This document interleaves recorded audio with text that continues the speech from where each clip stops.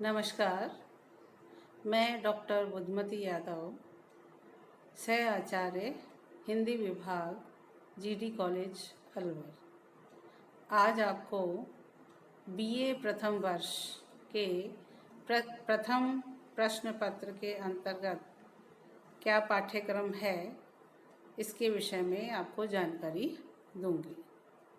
हमारा पाठ्यक्रम जो है वो राजऋषि भर्तृहरि मत्स्य विश्वविद्यालय अलवर से संबद्ध है, इसलिए वही सिलेबस जो है वो मान्य है। तो हम उसके विषय में जानकारी प्राप्त करेंगे कि प्रथम वर्ष का जो फर्स्ट पेपर है उस फर्स्ट पेपर में हमें क्या क्या पढ़ना है। प्रथम वर्ष में हम आदिकाल और भक्तिकाल इन दोनों ही कालों पर फोकस करेंगे। इनके ऊपर विशेष हमें ज्ञान अर्जित करना है, इन दोनों कालों से संबंधित, और इन्हीं दोनों कालों से संबंधित ही कवियों को सिलेबस में शामिल किया गया है, जिसमें प्रथम है विद्यापति। विद्यापति के कौन कौन से पद सिलेबस में हैं?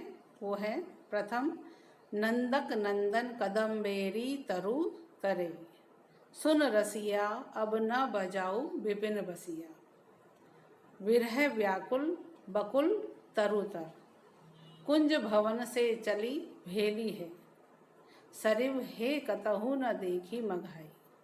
ये सारे पद जो हैं वो शिव प्रसाद सिंह के द्वारा संपादित पुस्तक है विद्यापति, उससे ये पद हैं।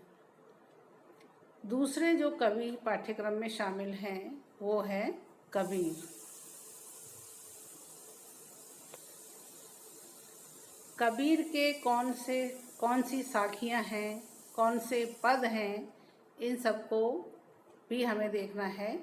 तो उसमें सर्वप्रथम है गुरुदेव को अंग। गुरुदेव को अंग के अंतर्गत जो साखियाँ हैं वो है 1, 24, 28,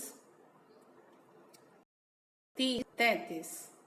फिर उसके पश्चात है सुमिरन को अंग। सुमिरन को अंग के अंतर्गत है 4, 7, 8, 27 और 30। विरह को अंग के अंतर्गत है 3, 10, 14, 18, 35। पर्चा को अंग, पर्चा यानी परिचय का अंग में है 3, 17 और 45। इसके पश्चात है मन को अंग, इसके अंतर्गत है 20, 24, 26। और फिर है माया को अंग, इसके अंतर्गत है 11, 15 और 30। ये सभी साखियाँ जो हैं शामिल की गई हैं पाठ्यक्रम में। उसके अतिरिक्त कुछ पद भी कबीर के संदर्भ में संकलन किया गया है पाठ्यक्रम में। तो कबीर के जो पद हैं वो कौन कौन से हैं हम देखेंगे। 1, 2, 16, 23, 40, 43 और 64। ये कौन सी पुस्तक से लिए गए हैं? कबीर ग्रंथावली है। ये कबीर ग्रंथावली है जो किनके द्वारा संपादित है? श्याम सुंदर दास के द्वारा संपादित पुस्तक है कबीर ग्रंथावली। उससे ये पद और साखियाँ लिए गए हैं।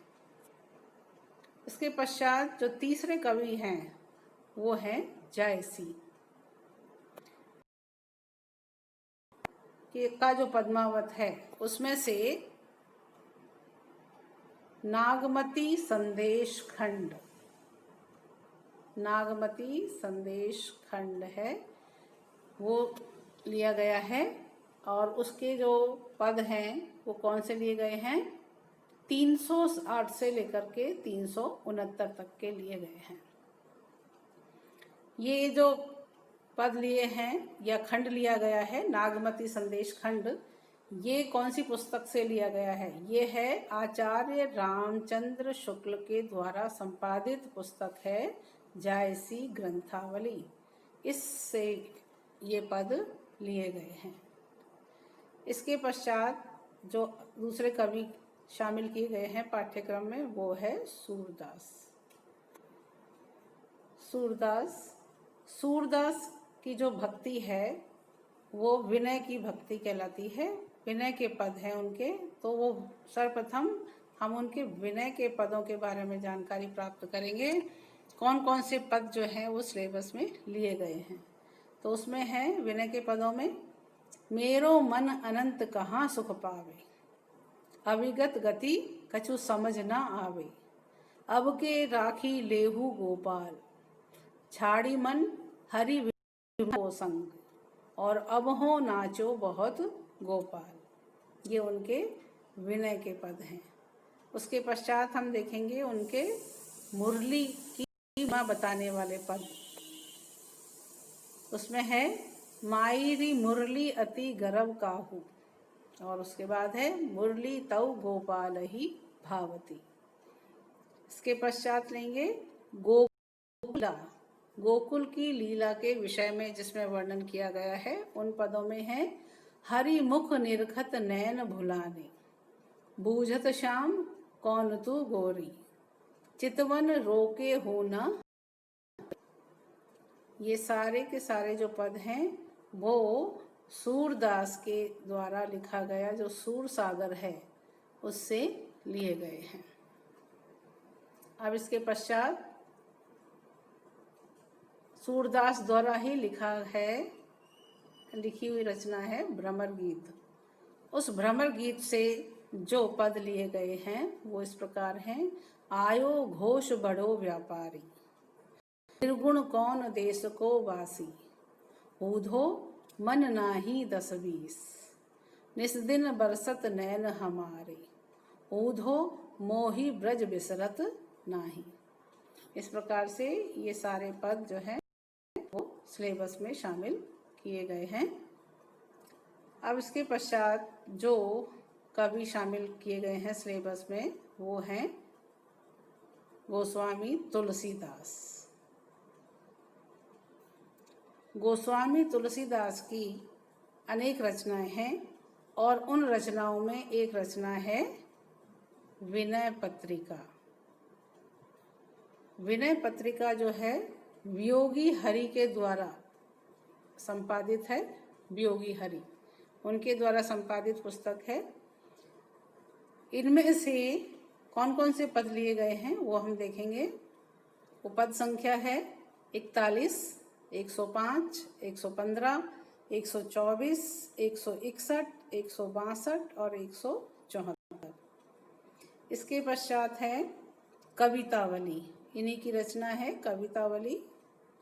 कवितावली के जो पद हैं वो है अवधेश के द्वारे सकारे गई। फिर उसके पश्चात है दुल्हा श्री रघुनाथ बने, कीर के कागर जो नृप चीर, यही घाटते थोड़िक दूर अहे, उदधि अपार उतरत नाही लागी बार, बालधि विशाल विकराल, खेती न किसान को, धूत कहो अवधूत कहो। ये सब है। ये कवितावली जो है पुस्तक जो है वो गीता प्रेस गोरखपुर से ये संपादित हुई है, वहाँ से प्रकाशित हुई है। इसके पश्चात जो अन्य कवि जो उसमें पाठ्यक्रम में शामिल किए गए हैं उनमें है मीराबाई। मीराबाई की जो पद संख्या है वो इस प्रकार से है 1, 3, 4, 5, 14, 15, 28, 31, 35, 45, 74, 78, 79, 81 और 94। ये सारे के सारे पद जो हैं वो नरोत्तम स्वामी द्वारा जो संपादित पुस्तक है मीरा मुक्तावली, इसमें से लिए गए हैं। अब इसके पश्चात जो कवि शामिल किए गए हैं वो है रसखान। रसखान के जो पद संख्या है वो कौन कौन सी है? सवैया, उनके पद नहीं है, उनके सवैये हैं। तो सवैयों की संख्या कौन सी है? 1, 2, 3, 5, 7, 11, 18, 21, 25, 27, 31, 32, 34, 37 और 41। ये जो सवैये लिए गए हैं वो कौन सी पुस्तक से लिए गए हैं? वो है विद्यानिवास मिश्र द्वारा जो संपादित पुस्तक है रसखान रचनावली, इससे लिए गए हैं। ये तो है प्रथम पुस्तक में शामिल कवि जो आदिकाल और भक्तिकाल से संबंधित हैं। एक इसी में दूसरे जो पुस्तक है वो है नंददास के द्वारा लिखा हुआ भंवर गीत है। वो समग्र रूप में आया है, पूरा है सिलेबस में, तो वो उसकी एक दूसरी पुस्तक है। तो इस तरीके से हमारे कोर्स में 2 पुस्तकें हैं। एक तो जो ऊपर वर्णित जितने भी कवि हैं उनसे संबंधित एक है, और दूसरी नंददास के भंवर गीत से संबंधित पुस्तक है। ये 2 पुस्तकें हैं। इसके अलावा हमें जो पाठ्यक्रम में पढ़ना है वो है आदिकाल और भक्तिकाल का इतिहास, जो हम पढ़ चुके हैं, पूर्व में हम देख चुके हैं। इसके अंतर्गत हमें ये जानना है कि आदिकाल के उद्भव के क्या कारण रहे, अर्थात उसकी पृष्ठभूमि या उसकी परिस्थितियाँ। फिर उसके पश्चात उसका वर्गीकरण, कब से कब तक आदिकाल या हिंदी साहित्य का इतिहास का वर्गीकरण। फिर आदिकाल के साहित्य का विभाजन, साहित्य की प्रवृत्तियाँ, साहित्य आदिकालीन कवियों और उनकी रचनाओं, इन सब की हमें जानकारी प्राप्त करनी है। इसी तरीके से भक्ति काल के अंतर्गत भी हमें भक्तिकालीन परिस्थितियों को जानना है कि क्या कारण रहे जिसके कारण से भक्ति काल का उदय हुआ। उसके पश्चात भक्ति काल के वर्गीकरण को हमें समझना है कि किस प्रकार से उसका वर्गीकरण किया गया है और उसकी कौन कौन सी शाखाएं हैं, उन शाखाओं में कौन कौन सी उनकी विशेषताएं हैं, कौन कौन उनके कवि हैं और कौन कौन सी उनकी रचनाएं हैं। इन सब का विस्तार से हमने वर्णन जो है वो करना है और उसको समझना भी है और पढ़ना भी है, जो कि हम पूर्व में कर चुके हैं। इससे हमने अपने व्याख्यानों में हमें आदिकाल और भक्तिकाल के इतिहास के विषय में पूर्ण जानकारी प्रदान कर दी है। इसके अतिरिक्त जो हमें देखना है वो है शब्द शक्तियाँ। शब्द शक्तियाँ क्या होती हैं, उनके कौन कौन से भेद होते हैं, इसके विषय में हमें जानना है। तो शब्द शक्तियों के 3 भेद हैं, अभिधा, लक्षणा और व्यंजना। इन तीनों ही भेदों के बारे में हमें जानना है कि अभिधा शक्ति की क्या विशेषता है। उदाहरण के माध्यम से उसको समझना है कि अभिधा कैसे है। इसी प्रकार से लक्षण शक्ति जो है किसे कहते हैं, और फिर उदाहरण के माध्यम से समझेंगे कि लक्षणा यहाँ पर किस प्रकार से है। इसी तरीके से व्यंजना शब्द शक्ति जो है किसे कहते हैं, क्या परिभाषा है और उसके क्या उदाहरण है, किस प्रकार से हम समझ सकते हैं कि यहाँ पर ये व्यंजना शब्द शक्ति है, या लक्षणा और व्यंजना के अंतर को हम कैसे समझ सकते हैं। ये सब चीज़ें हम शब्द शक्तियों के अंतर्गत जानने का प्रयास करेंगे। इसके पश्चात है छंद और अलंकार। कवियों को पढ़ते समय, किसी भी काल के कवि को पढ़ते समय हमें इन सब चीज़ों के बारे में जानकारी होना आवश्यक है शब्द शक्तियों के विषय में, क्योंकि काव्य के भाव को ग्रहण करने के लिए लक्षणा और व्यंजना शब्द शक्तियाँ विशेष रूप से काम में आती हैं। इसी प्रकार से उनके जो कला पक्ष है, उस कला पक्ष को जानने के लिए हमें छंद और अलंकारों की आवश्यकता होती है कि कवि ने किन विशेष छंदों को या किन विशेष अलंकारों को अपने काव्य का हिस्सा बनाया है। तो छंद के अंतर्गत हम पढ़ेंगे, जानकारी प्राप्त करेंगे, वो हैं चौपाई, दोहा, सवैया, कवित्त, कुंडलियाँ, वंशस्थ, बसंत तिलका, मंदाक्रांता, मालिनी और द्रुत विलंबित। इन सारे छंदों के विषय में हमें जानकारी प्राप्त करनी है। उसके पश्चात अलंकारों के विषय में हम जानकारी प्राप्त करेंगे। कौन कौन से अलंकार हैं उसमें अनुप्रास, उपमा, रूपक, उत्प्रेक्षा, श्लेष, यमक, उदाहरण, दृष्टांत, असंगति, विरोधाभास, विभावना, व्यतिरेक, अतिशयोक्ति और अन्योक्ति। इन सभी अलंकारों के विषय में भी हमें जानकारी प्राप्त करनी होगी, तभी हम उन कवियों के काव्य को पढ़ते समय जानेंगे कि अमुक अमुक अलंकारों का प्रयोग कहाँ कहाँ पर हुआ है। ये तो हमारा था पाठ्यक्रम।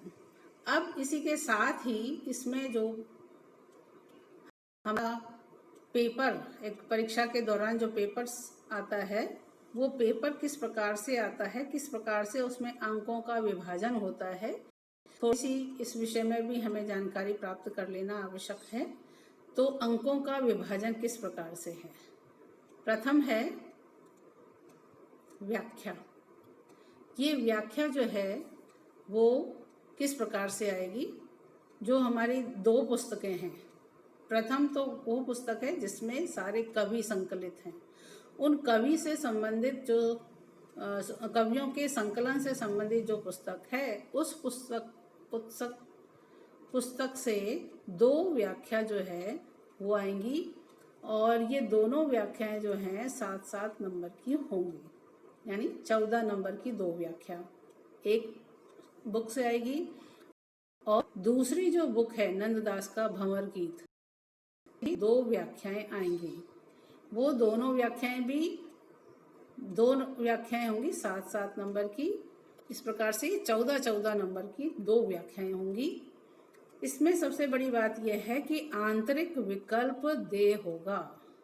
आंतरिक विकल्प जो है वो दे होगा इसमें, यानी कि हमें चॉइस मिलेगी। इसमें चॉइस मिलेगी कि ये दो व्याख्याएं हैं, दो व्याख्या में से मतलब एक व्याख्या, फिर उसके साथ चॉइस, फिर दूसरी व्याख्या, उसके साथ चॉइस, इस तरीके से हर चॉइस विकल्प के साथ में आपको ये व्याख्या दी जाएगी, उसमें से आपको करनी होगी।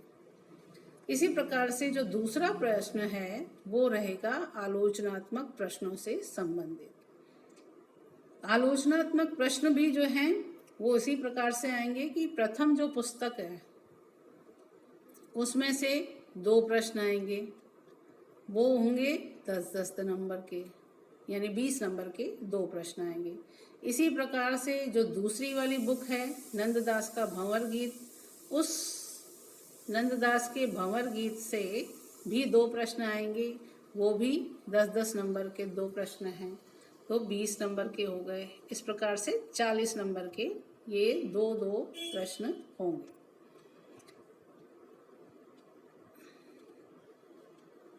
अब इसके पश्चात है तीसरा आएगा 4 लघुत्तरात्मक प्रश्न। अब ये 4 लघुत्तरात्मक प्रश्न जो हैं वो 4-4 नंबर के होंगे, जो 16 नंबर के हैं टोटल। ये किससे संबंधित होंगे? आदिकाल और भक्ति काल के इतिहास से संबंधित होंगे। जो हम जानकारी प्राप्त कर चुके हैं आदिकाल और भक्ति काल से संबंधित, उन्हीं पर आधारित लघुत्तरात्मक प्रश्न 4-4 नंबर के 4 प्रश्न होंगे, जो 16 नंबर के होंगे। 4 लघुत्तरात्मक प्रश्न 4 नंबर के होंगे, जो 16 नंबर के होंगे। 4 लघुत्तरात्मक प्रश्न 4 नंबर के 4 प्रश्न होंगे, जो 16 नंबर के होंगे। 4 लघुत्तरात्मक प्रश्न 4 नंबर के 4 प्रश्न होंगे, जो 16 नंबर के होंगे। इसी तरीके से चौथा जो है शब्द शक्तियाँ हैं। ये शब्द शक्तियाँ कितने नंबर की होंगी? 6 नंबर की होंगी। इनमें से या तो उनकी परिभाषा और उदाहरण सहित समझाने के लिए आ सकता है, या लक्षणा और व्यंजना शब्द शक्ति के अंतर को स्पष्ट करने के लिए कहा जा सकता है, या अभिधा और लक्षणा के अंतर को स्पष्ट करने के लिए कहा जा सकता है। इस तरीके से भी प्रश्न आते हैं। और जो अंतिम है वो है छंद अलंकार। अलंकार जो है 10 नंबर के होंगे। इसमें छंद और अलंकारों की परिभाषा, उनके अंतर के विषय में जानकारी मांगी जा सकती है प्रश्न के अंतर्गत। तो इस तरीके से हमें इन सभी चीज़ों को ध्यान में रखते हुए अपने पाठ्यक्रम की तैयारी करनी है। व्याख्या, पहला प्रश्न जो होगा व्याख्या से संबंधित होगा। इसमें 2 व्याख्याएं एक बुक से आएगी और 2 व्याख्याएं दूसरी पुस्तक से आएगी। इसी प्रकार से जो आलोचनात्मक प्रश्न है वो भी दोनों पुस्तकों से संबंधित होंगे। एक से 2 प्रश्न आएंगे और दूसरी से भी 2 प्रश्न आएंगे, और सब में जो है चॉइस विशेष रूप से दी जाएगी। और फिर सकारात्मक प्रश्न आएंगे, वो 4 प्रश्न होंगे, आदिकाल और भक्तिकाल से संबंधित, फिर शब्द शक्तियों से संबंधित, और फिर आएगा छंद और अलंकारों से संबंधित। तो इस प्रकार से 100 नंबर का जो आपका प्रश्न पत्र है वो तैयार होगा, और इसी तरीके से हमें इसकी तैयारी भी करनी है, पढ़ना भी इसी प्रकार से है। आज के लिए धन्यवाद।